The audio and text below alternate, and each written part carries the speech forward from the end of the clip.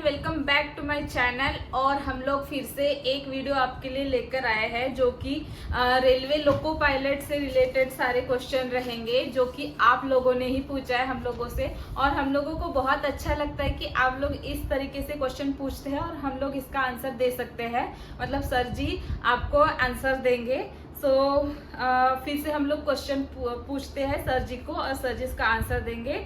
Sir ये Indian railway साहिल जी ने question पूछा है। सर मुझे पूछना था सर कि एएलपी प्रिपरेशन के लिए ऑफलाइन कोचिंग इम्पॉर्टेंट है या फिर ऑनलाइन। एएलपी प्रिपरेशन में कितने मंथ लग जाते हैं? 3 मंथ के बाद एएलपी में सिलेक्शन हो सकता है क्या? ऑल एग्जाम और एग्जाम हार्ड होता है क्या? सर आपने ऑनलाइन प्रिपरेशन किए थे या ऑफलाइन प्रिपरेशन किए थे और कितने मंथ तक प्रिपरेशन किए थे?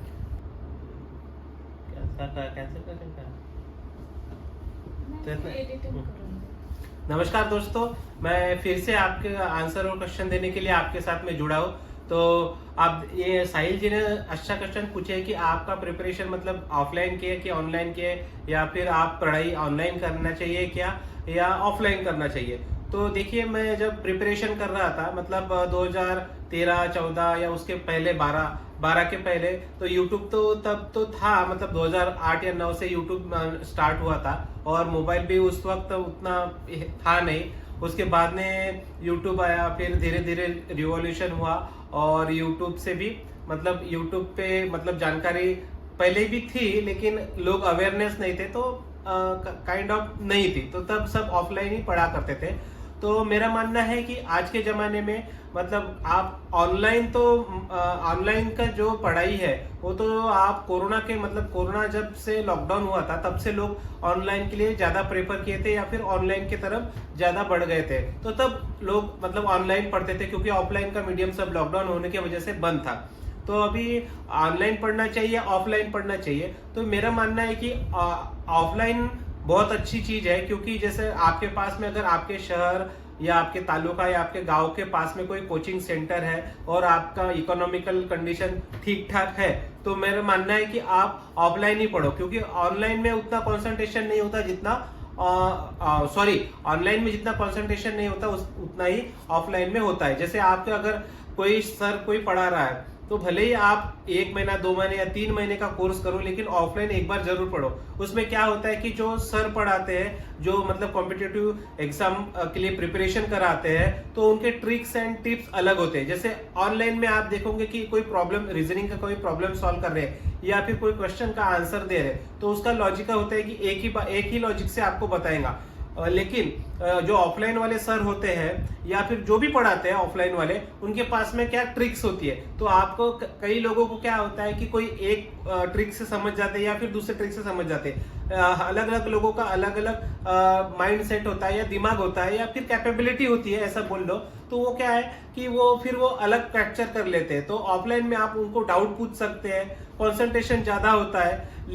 ऑनलाइन में कैसा होता है, आप देख तो मोबाइल रहे हो लेकिन आपका मन फिर इधर उधर भटकते रहता है और फिर बाद में सजेशन में अलग वीडियोस आते हैं मोटिवेशन के, ये वो। तो मेरा मानना है कि मोटिवेशन वीडियो बहुत फालतू चीज होती है। अगर आपको मोटिवेट होना है तो खुद को ही मोटिवेट करना पड़ेगा, खुद को खुद से ही मोटिवेट करना पड़ेगा पढ़ाई के लिए। अगर आप एक्सक्यूज देते हो कि आज ये है वो है, मेरी पढ़ाई नहीं हो रही है, ऑनलाइन में ऐसा ही होता है। आप अगर एक वीडियो देखोगे तो ये यूट्यूब चैनल का अलग वीडियो है, दूसरे का अलग है, ये एक अलग मेथड से पढ़ा रहा है, दूसरा अलग मेथड से पढ़ा रहा है, तो उसमें आप कंफ्यूजन हो जाते हो, फिर ये भी नहीं होता वो भी नहीं होता।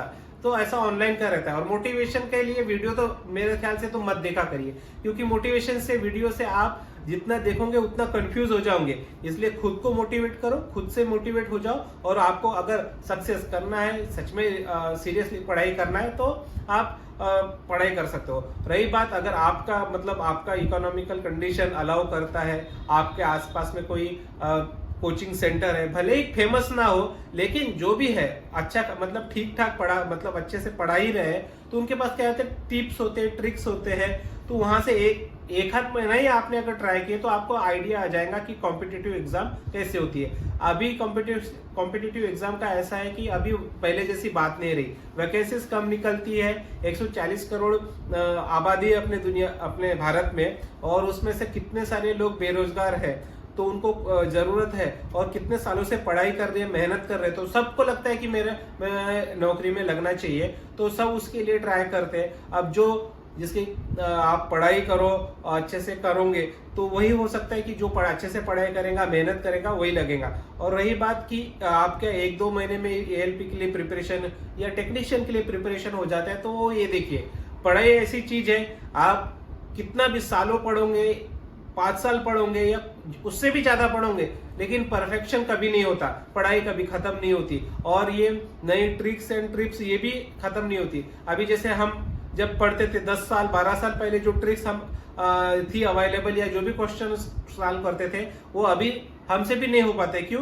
क्योंकि कंपटीशन बढ़ गया है और जो लेवल है वो भी बढ़ चुका है। जो रेगुलर पढ़ाई के टच में है, जो कॉम्पिटिटिव पढ़ा रहे हैं और जो जानते हैं, वो उनको ही मतलब आता है, पढ़ता है। तो ऐसा नहीं कि हमको आता नहीं करके, लेकिन आता है, लेकिन जो ट्रिक्स है, जो अभी ट्रेंड में जो चल रहा है, वो सब अभी जो पढ़ेंगे उनको ही पता है। तो और ये इतनी हार्ड एग्जाम भी नहीं होती। अगर आप पढ़ने वालों को कोई एग्जाम हार्ड नहीं होती तो आप पढ़ाई करो। अगर आपके पास ऑफलाइन की सुविधाएं नहीं है तो ऑनलाइन भी पढ़ सकते हो, क्योंकि ऐसा होता है कि कोई कोचिंग में नहीं भी जाता है, सेल्फ स्टडी करता है, वो भी उसमें टैलेंट है तो कोई भी एग्जाम क्रैक कर सकता है। मैं ऐसा नहीं करता कि प्रमोट नहीं कर रहा हूँ कि आप ऑफलाइन में जाओ, अगर अवेलेबल नहीं है तो अपने मतलब इकोनॉमिकल कंडीशन आपकी अलाउ भी नहीं कर रही है तो भी आप जैसे तैसे जाके कोचिंग करो करके। तो मतलब हर एग्जाम में नहीं होता है कि आप ये करो करके। आपके पास टैलेंट है, पढ़ाई है और ये आपकी ये की जिद है कि मैं कर सकता हूँ, तो आप कहीं पे भी कर सकते हैं, खुद की पढ़ाई से भी कर सकते हैं। लेकिन अगर आपके पास रिसोर्सेज अवेलेबल है तो मैं कहूंगा जरूर आप ऑफलाइन पढ़िए, ऑफलाइन के बाद में किताबें पढ़िए। और अगर रेफरेंस के लिए अगर आपको वो भी नहीं समझ रहा है तो किसी की वीडियो आप मतलब आधा घंटा 1 घंटे के लिए किसी की भी देख सकते हैं, लेकिन पूरे तरह डिपेंडेंट मोबाइल पे मत रखा करो। मतलब आप खुद भी जैसे पढ़ाई कर रहे हो तो अगर कोचिंग नहीं भी लगाओगे तो आप किताबें पढ़ो, किताबों के ऊपर ज्यादा ट्रस्ट करो ऑनलाइन से अच्छा। हाँ, अगर कोई ट्रिक्स, अगर कोई रीजनिंग का क्वेश्चन है आपको नहीं आ रहा है तो आप ऑनलाइन प्रेफर कर सकते हो, लेकिन पूरा डिपेंडेंट मत रहो। सर, आपने कितने मंथ में तैयारी की थी और क्या स्ट्रेटजी थी आपकी? देखो, स्ट्रेटजी तो कोई हर एक की अलग अलग रहती है, और कितने मंथ में प्रिपरेशन किया ये भी गलत बात है, क्योंकि आपका जिंदगी भर का मतलब आपका फर्स्ट स्टैंडर्ड से लेकर 12th किए, 10th किए, उसके बाद में जो भी आप ITI किए या फिर डिप्लोमा किए, इंजीनियरिंग किए, तो ये उतनी पढ़ाई, उतने सालों की पढ़ाई वो एक एग्जाम में काम आती है। आप ऐसे नहीं बता सकते कि मैं इतना ड्यूरेशन के लिए पढ़ूंगा तो ही एग्जाम क्रैक करूंगा करके, तो ये गलत भावना है। आपका टैलेंट, आपकी पढ़ाई, आपकी मेहनत ही काम आएंगी, ऐसे मतलब ड्यूरेशन नहीं बता सकता। आप अगर मेहनत करो और अचीव करो, मतलब ऐसा सोचो कि पॉजिटिवली सोचो कि हम एग्जाम देना है और पढ़ाई करो तो ही होगा। और श्योरली तो कोई हो नहीं सकता, जब तक कि किसी का सिलेक्शन नहीं हो जाए तब तक के कोई श्योर नहीं होता, तब तक के पढ़ाई भी नहीं होती। सर, एक क्वेश्चन है, पांडे जी ने पूछा है, सर टेक्नीशियन में एक पोस्ट 12 PCM पर है, सिग्नल एंड टेलीकम्युनिकेशन की है, तो ये क्या ऑफिस वाली ड्यूटी रहती है? नहीं, सिग्नल एंड टेलीकम्युनिकेशन का क्या रहता है, अभी आपने देखे होंगे कि लाल, हरा और येलो ऐसे सिग्नल रहते हैं। तो क्या होता है, सिग्नल एंड टेलीकम्युनिकेशन का क्या काम रहता है, तो उनका रहता है कि मतलब सिग्नलिंग सिस्टम अच्छे से काम कर रहा है कि नहीं, वर्क कर रहा है कि नहीं, वो उसका मेंटेनेंस के लिए रहते हैं। और मेंटेनेंस और इम्प्लीमेंटेशन, अगर कोई सिग्नल खराब है या उसकी कुछ चीजें खराब हो गई है तो उसको दुरुस्त करने का काम करता है। तो ऑफिस वाली जॉब तो नहीं है। और मतलब आपको फील्ड में भी जाना है, ऑफिस में भी बैठना है। जैसे जो सिग्नलिंग सिस्टम होता है वो स्टेशन मास्टर के पास में होता है, तो उसको मॉनिटर करना, कोई सिग्नल फेलोअर है, कोई पॉइंट नहीं लग रहा है, पॉइंट मतलब डायरेक्शन चेंज करने वाली जो होती है, वो मोटर खराब हो गई, ये हो गई, तो उसके लिए आपको फील्ड पे भी जाना पड़ेगा। तो ऐसा मतलब स्टेशनरी जॉब नहीं है, आपको फील्ड पे भी जाना पड़ता है। लेकिन ऐसा भी नहीं है, जैसे ट्रैकमैन लोगों का, बेचारों का क्या होता है कि आपको मतलब ऑलवेज ट्रैक पे चलना पड़ता है, कि ट्रैक मेंटेनेंस के लिए देखना पड़ता है, वैसा नहीं होता। वो स्टेशन मास्टर के पास में बैठते हैं और आसपास में जो भी उनके दायरे में, स्टेशन के दायरे में जो भी सिग्नल आते हैं, उनका मेंटेनेंस, और कोई चीज फेलुअर होती है उनको दुरुस्त करने का काम, और अगर कोई सिग्नल नया लगाना है तो उसमें भी उनका काम होता है। और पैनल होता है, उसमें कोई सिग्नल नहीं आ रहा है, सिग्नल से रिलेटेड जो भी चीजें हैं उनको करना पड़ता है। अगर खराबी होती है तो उनमें जाना पड़ता है।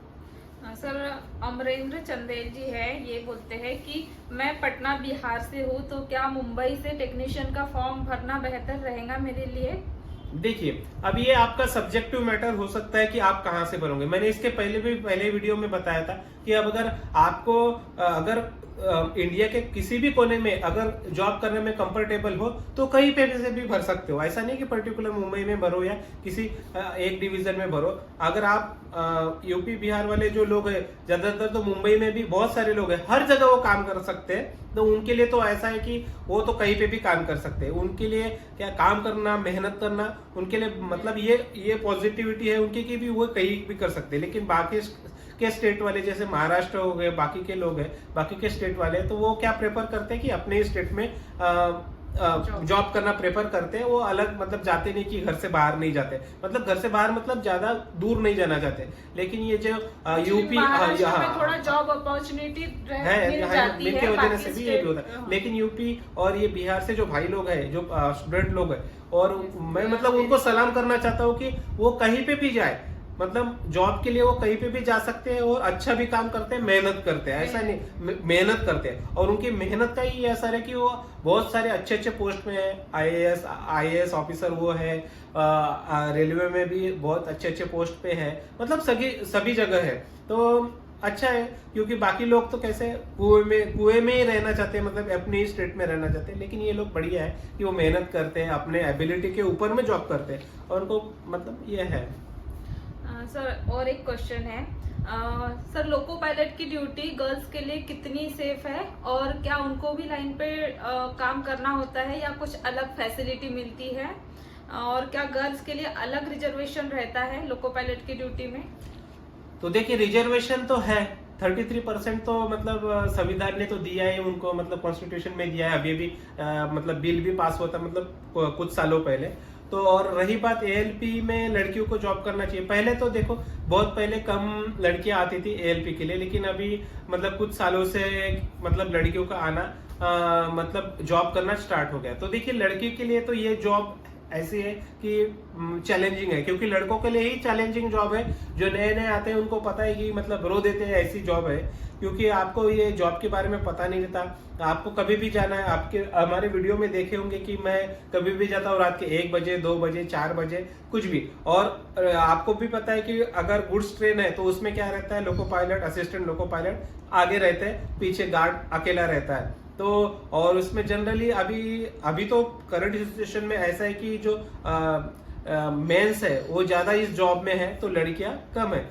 और ऐसी कोई अलग सी फैसिलिटीज लड़कियों को नहीं देती, क्योंकि आप अगर एएलपी के लिए जॉब के लिए अप्लाई करते हो, लगते हो, तो आपको वो जॉब करना ही पड़ेगा। जैसे लड़के करते हैं वैसे आपको भी करना पड़ेगा। हाँ, ये है कि उनके लिए अगर जैसे रनिंग रूम है, जैसे आपको कई स्टेशन मतलब कोई स्टेशन पे डेस्टिनेशन पे आपको छोड़ना रहता है गाड़ी को, तो जैसे लड़कों के लिए या मेंस के लिए मतलब खाना और आराम करने के लिए बेड वगैरह रहते हैं, वैसे लड़कियों के लिए अलग होते हैं, उनके लिए अलग फैसिलिटीज दी जाती है। रेस्ट रूम अलग रहता है उनका, और टॉयलेट बाथरूम सब अलग चीजें रहते हैं। उनके प्राइवेसी और लड़की है करके वो सब ध्यान में रख के अभी सब पहले तो नहीं था ऐसा, अभी जब से लड़कियां जब रेलवे में एएलपी में आई है तब से ये सब फैसिलिटीज अवेलेबल करके दी। लेकिन बहुत सारी चीजें उनके लिए नहीं बनी है। जैसे अभी गाड़ी खड़ी रही तो आपने देखा होगा कि सिग्नल दूर रहता है, वहां गाड़ी खड़ी करना पड़ता है। वॉशरूम स्टेशन पे रहता है, तो अगर गाड़ी कहीं 2-3 घंटों से खड़ी है तो आपको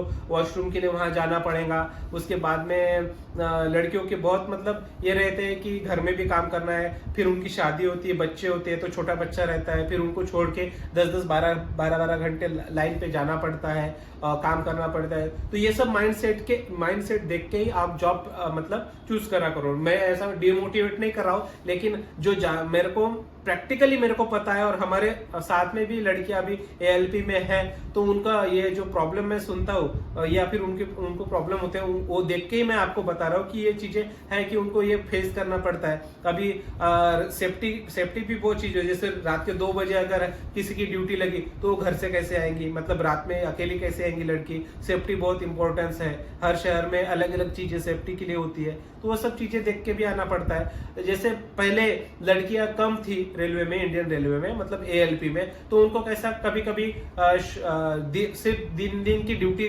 दी जाती थी, या फिर कोई ऑफिस का वर्क छोटा मोटा करना पड़ता, थोड़ा सा एडजस्ट मिल जाता था पहले। लेकिन अभी उनकी संख्या ज्यादा हो गई, तो अब ज्यादा हो गई तो ये ऐसा हो गया कि सबको तो ये सब सुविधाएं नहीं दे सकता। अभी एक लड़की को ये दे रहे हैं और दूसरी को ये मतलब नहीं दे रहे, तो वो बायस हो जाता है। तो फिर अभी क्या हो गया, अभी सबको इक्वली ट्रीट किया जाता है। जो आपको अगर करना जॉब करना है ALP में, तो आप लड़कों की तरह काम करोगे, उसमें कोई रियायत नहीं दी जाएंगी। क्योंकि हो जाता है कि लड़के काम करेंगे रात में और लड़कियां दिन में काम करेंगी, ऑफिस में काम करेंगी। उससे क्या जो मैनेजमेंट है मिसमैनेजमेंट में हो जाता है। मतलब वैकेंसी इतनी है, मतलब जैसे 80% लड़के हैं, 20% लड़कियां हैं, लेकिन उसमें अगर ड्यूटी का टाइम आ जाता है तो फिर वो गड़बड़ हो जाती है। इसलिए अभी इक्वली ट्रीट कर रहे हैं गवर्नमेंट। हाँ, उनको फैसिलिटीज दी जाती है, जैसे मैटरनिटी की लीव मिलती है, और उसके बाद में भी अगर मतलब प्रॉब्लम है लड़कियों को, तो वो थोड़ी सी रियायत दी जाती है कि भाई थोड़ा सा लाइट जॉब दिया जाता है, ऐसी होती है, एडजस्ट किया जाता है। हाँ, थोड़ा बहुत तो एडजस्ट हो जाता है। क्योंकि अभी लड़कियां हैं, तो अब उनको तो थोड़ा सा एडजस्ट करना ही पड़ेगा कि आपको कि एडजस्ट करना ही पड़ता है, हर जगह होता है, एडजस्ट हो जाता है। और रेलवे में अच्छी बात है कि लोग सपोर्टिव करते हैं। अगर आप लड़की हो तो आपको सिखाते भी है, आपका जैसे लोको पायलट है, सीनियर है, ALP का ध्यान भी रखते हैं कि आपको मतलब ये चीजें, मतलब आपको उनको समझाते हो, क्योंकि उनकी भी ड्यूटी होती है। आप 2 ही लोग रहते हो इंजन में, तो उनको भी लेके चलना पड़ता है, संभालना पड़ता है। तो लोको पायलट की फिर जिम्मेदारी बढ़ जाती है अगर कोई लड़की उनके साथ में, क्योंकि उनकी सेफ्टी के बारे में भी उनको ध्यान रखना पड़ता है। सर, और एक क्वेश्चन है सर, लोको पायलट की ड्यूटी मैक्सिमम कितने आवर्स की हो सकती है?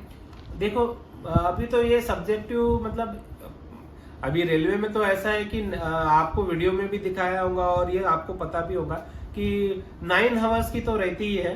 लेकिन कभी कभी क्या होता है कि गाड़ी नहीं चल पाती है, डेस्टिनेशन नहीं पहुंच पाती, तो उसको फिर 1-2 घंटा आगे पीछे हो जाता है। तो फिर लेकिन आप सोच के चलिए कि आपको जैसे आपने ये स्टेशन से आपको B स्टेशन जाना है, तो आपको A स्टेशन से, गुड्स ट्रेन की बात कर रहा हूँ, तो A स्टेशन से आपको लगभग 9 घंटे चलना ही है, और 1-2 घंटे बढ़ सकते हैं। तो B स्टेशन पे आपको मतलब 10-11 घंटे हो गए पहुंचते, मतलब 10 घंटे तो मिनिमम, मतलब आपका यही रूल है 9 घंटे तक। फिर आपके मतलब अगर नहीं छोड़ पाए तो रास्ते में रिलीफ हो गए, तो आप जाते जाते और 1-8 घंटा, 1-1.5 घंटा बढ़ गया, तो आप B स्टेशन पे पहुंच गए 10 घंटे बाद। फिर आपको 8 घंटा फिर रुकना है, फिर वापस 10 घंटा लेके वापस आना है। तो ऐसे घर से आप 36-40 घंटा बाहर रहोगे। और ऐसा 72 आवर्स जैसे साउथ में भी है। आप साउथ में तो होता है कि 72 आवर्स तक बाहर रहते हैं लोको पायलट लोग,